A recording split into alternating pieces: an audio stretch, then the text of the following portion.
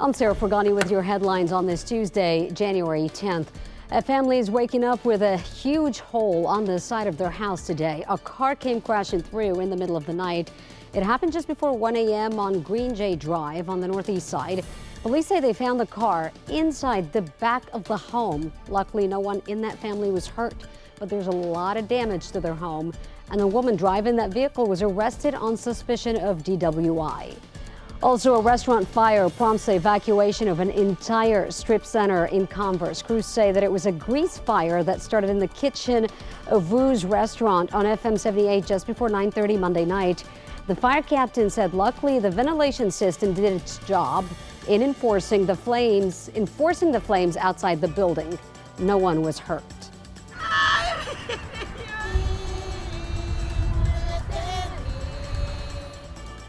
And a mother loses her 3 children in a horrific car crash on the northeast side. The youngest victim, just 10 years old. The family told us the kids were on a quick run to buy some medicine from the store. The Bexar County Medical Examiner has only identified the driver as 22-year-old Evelyn Flores. Her 17-year-old and 10-year-old brothers were also in that car.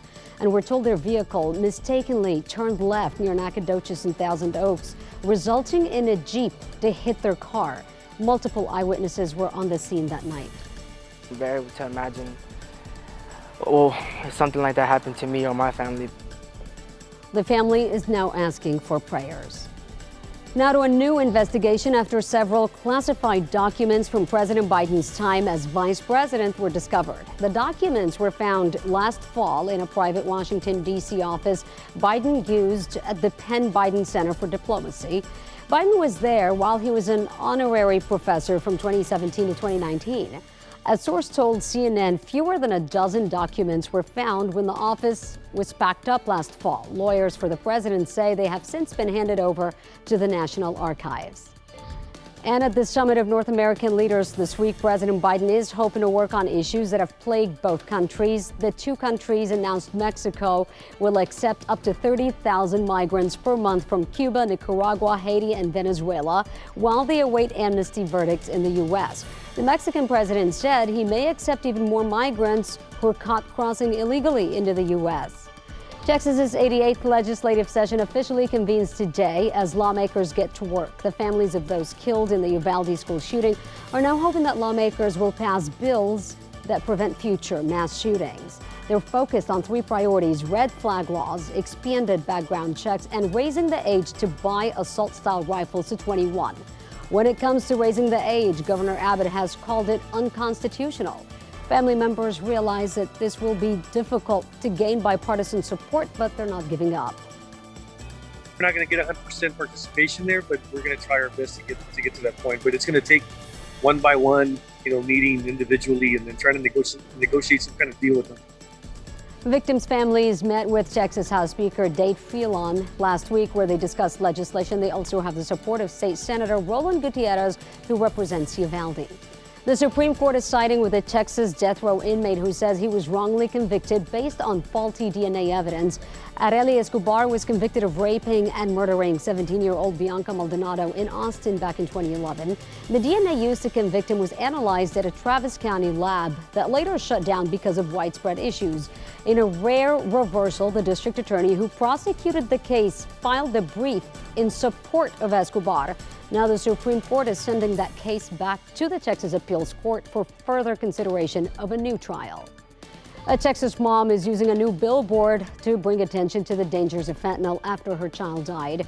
Janelle Rodriguez says her son Noah overdosed after taking a pill. Noah is featured on the billboard along with 2 other Hayes CISD students who passed away. The billboard along I-35 is part of the Forever 15 project Janelle created. Fentanyl is here, and it can take your loved one. And don't ever think that it can't happen to you, because I had an honor roll student, an athlete, and he's gone.